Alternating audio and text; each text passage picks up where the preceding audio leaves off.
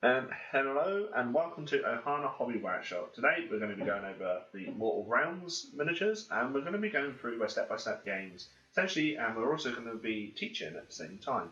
So you're joined by myself, Mango Smasher, and also joined with me is Mango Alicorn. Hi. And what we're going to do is we're going to be going off with the first mag today, and then we're going to be adding more bits as the mags continue. So on the first mag, you've got 3 Secretors and 10 Chain Rasps. So what we're going to do is we're just going to go straight into it, essentially. So first of all, we do need to roll to see who goes first, because at the start of each turn, you essentially roll just to see who can go first and who goes second. So first of all, we're going to roll. So I've got a 4 and you got a 2. So what we're going to do, what that means, because I got the higher roll, it means I get to go first. So essentially, I'm playing the Stormcast today, and Alicorn's playing the Chain Rasps. So all we do then is we look over it. So we do have the codexes by the side of us, or books, or however you want to do it. And all we're going to do, so we're going to use a measuring ruler that did come with issue 1. All we're going to do is we're going to look over, so we can see Secretors have a movement of 5. So all we're going to do, as we move forward, we're going to move these 5 inches straight out the board, making sure that they all stay within each other. So as you can tell with these ones, they are slightly different. So these ones will have the swords, and the Grand Mace is actually a spear. That's because these are converted ones. And what we'll do is we'll be going over in another video later on how to convert them and other little bits like that. So that's the movement done. So we're not going to worry about any shooting or any command phases or anything like that. We're just going to go through the basics in a minute. So after that, what we're going to do is we are going to end our turn there. So then, Mango Alicorn, it's now your first turn. Mine's 6. Okay.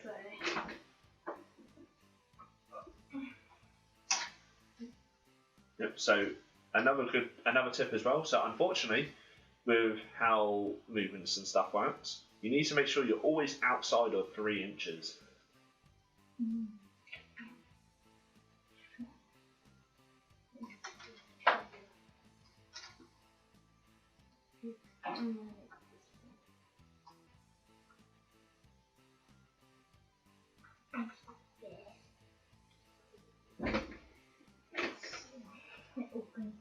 Run over how much?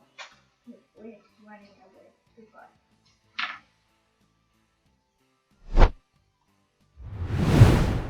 So as you can see, all the chain rasps have now moved their 6 inches. So one of the things now that could happen is there is a phase called charge phase. So this happens after your movement, your shooting, your magic. So it's pretty much one of the last 2 phases. So what you do with charges is you roll 2d6, add them together, and that's how far you can move into an enemy unit. So the question is, will Mango Alicorn charge or not? No. And in your turn. Okay, so now what we're going to do is, because of this, so instead of 40k, what this one does is you then have to re-roll to see if you get a double turn or not. Double turns can be very crucial in a game, but with this sort of size, it's not too much of an issue. So what we're going to do is we're going to roll off again. So I got a 4, and you got a 2. So I get the other turn. So what we are going to do is we're going to go straight to my turn now, and then go from there. So we're now on to my movement, but what we're going to do is we're actually just going to move them just slightly, not too much. Just going to bring them nice and close. So what we are going to do though, I'm going to charge. So what we're going to do is we're going to take 2d6 and essentially just roll them and add them together. So as you can see, 4 and 2, 6. We've got a 6-inch charge. So we can actually get nice and close to these guys. But what we are going to do is we're going to actually go in around this way. So if you roll a double 1, it's always a fail. Unfortunately, that's just something that does happen. So what we are going to do now, because there is a charge done, we are now going to move to the combat phase.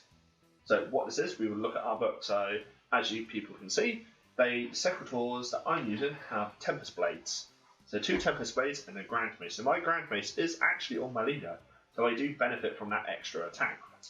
But because they're different weapons, we have to do them separately.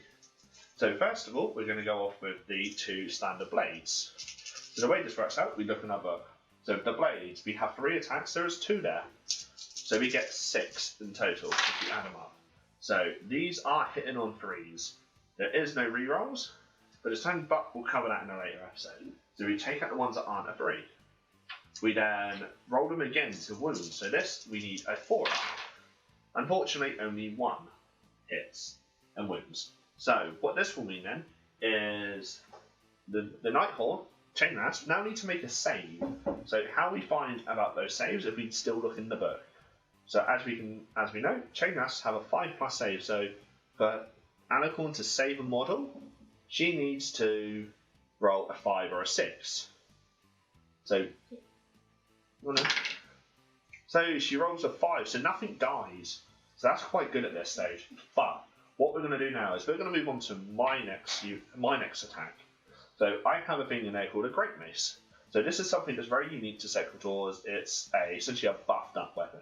Because it's on my leader though, my leader gets an extra attack.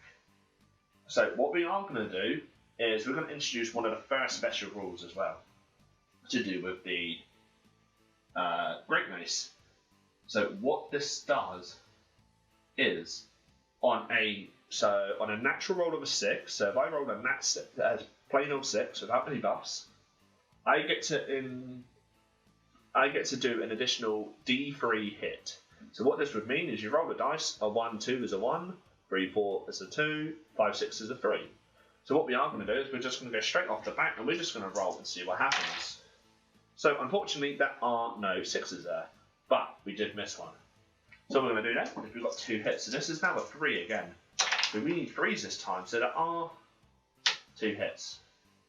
But with this weapon, it's slightly different. There is a thing called a rend. But with Nighthorn, that doesn't affect them because of Ethereal. So they still have their 5+, no matter what. So Alicorn now needs to roll a 5 or a 6 to pass this. Unfortunately, she just passes the 1. But with this weapon, it's not a damage of 1, it's 2. So 2 instantly die.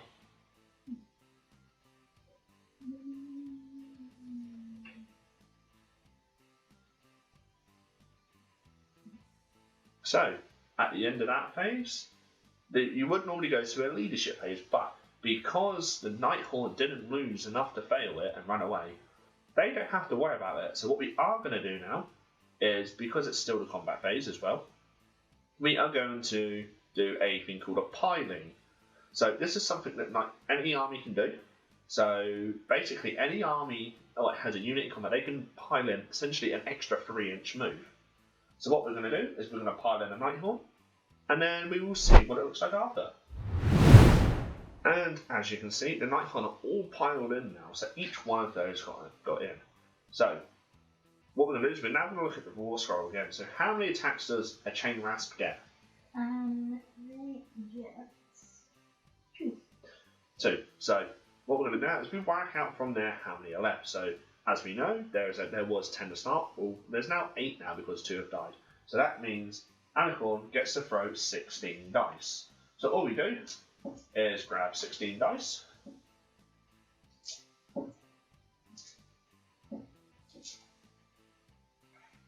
And Alicorn gets to roll all of these. So the way with Chain Rasps, they're very good in numbers. So for Chain Rasps, they need a 4. They need a 4+ to hit. So if Alicorn rolls these, let's pop my hand there just to make sure. Oh, so a few went off then, so she needs to re-roll those because it classes dodgy dice. There we go. Redo that one because it hit my hand. There we go. So actually, so we're going to look in the book now. So Alicorn, what number do you need? I need a 4+ to hit. Okay. So what we're going to do is we're going to go through these dice, and we are going to take out all of the 1s, 2s, and 3s.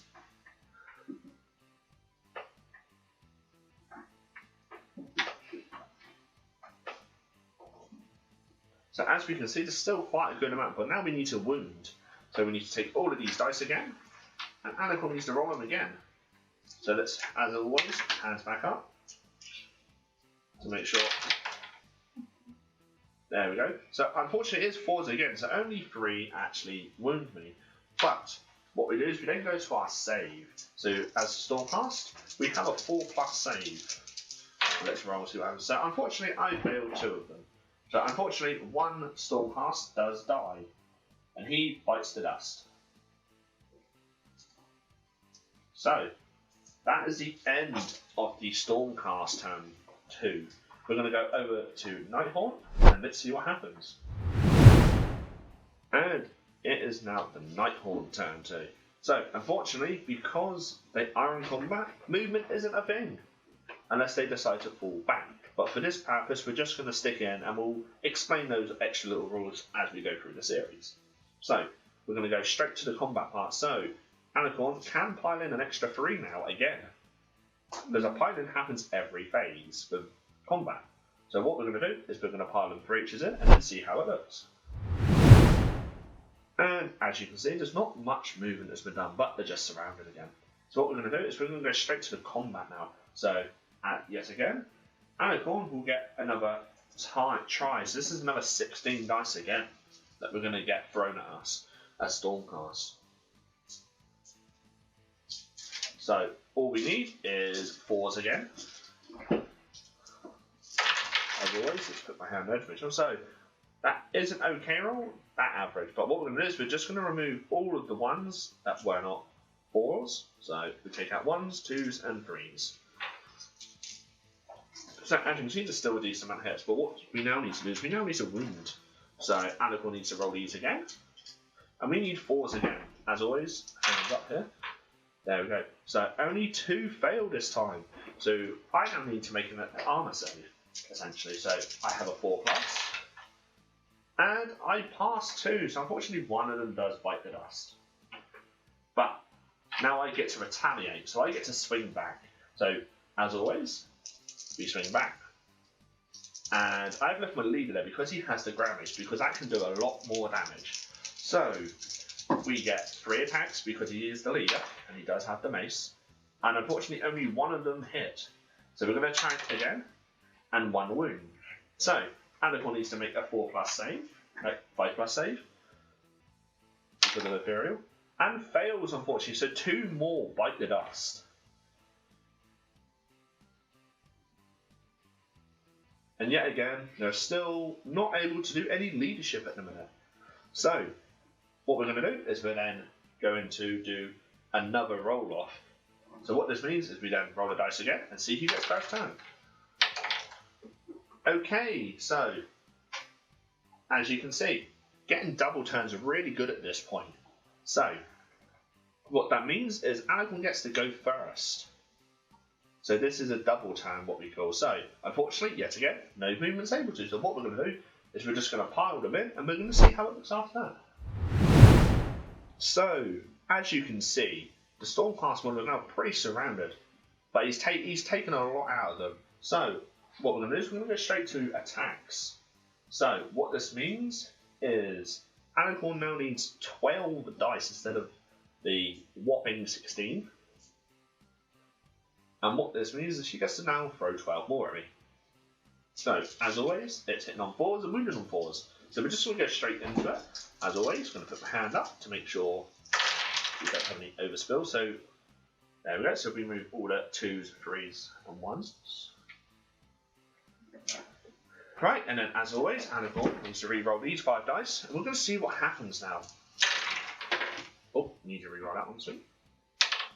So unfortunately, only 2 get through this time. So I have 2 saves to make. If I fail both of these, though, I do die. But we'll see what happens. So I failed 1. So I actually take 1 wound. So because these are bulky models, essentially, we drop down to 1 wound. But we get to swing back now. So as always, this is going to be 3s and 3s. 6s give us additional hits. And we get 1 6. So we get an extra hit. So an extra D3. Okay? So 1. So it made no difference at all. So what we're going to do is we're now going to roll these. So these need to be 3s. And we get 1 3. So Nighthorn will get their save. It is a 5-up.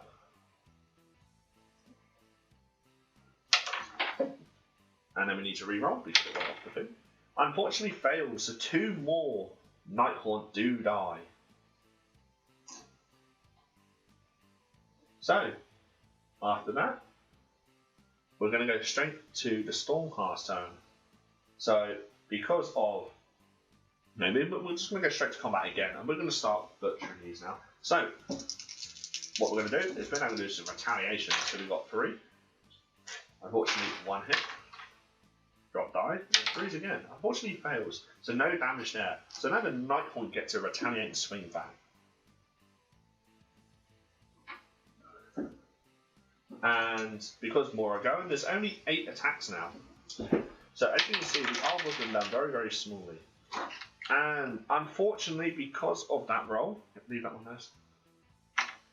Oh.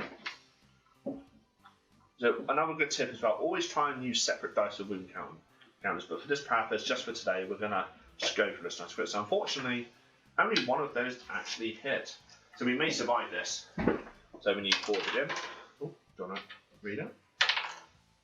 So unfortunately, that does fail to hit. So what we are going to do is we're now going to go to our next roll off for turn 3. So as always, D6 if you get the highest. So I get the highest, so I get to swing first. So what we're going to do, go straight to combat because we're not going to move that. We're just going to keep beating our way. So we get 3s. Unfortunately, only 1. And we get a wound.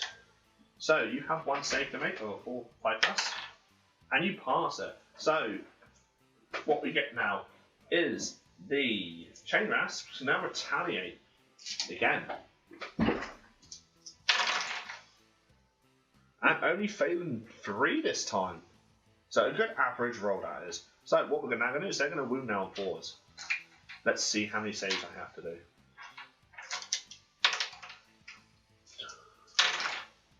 Also, we do have to make 3 saves. So if I fail 1 of these, that's it. The Stormcast die. And unfortunately, 1 of them does fail. So unfortunately, the Stormcast does fall down in this episode. So the Stormcast have now retreated, and they're going to get reinforcements. But hope you enjoyed that. If you did, consider hitting that like and subscribe button.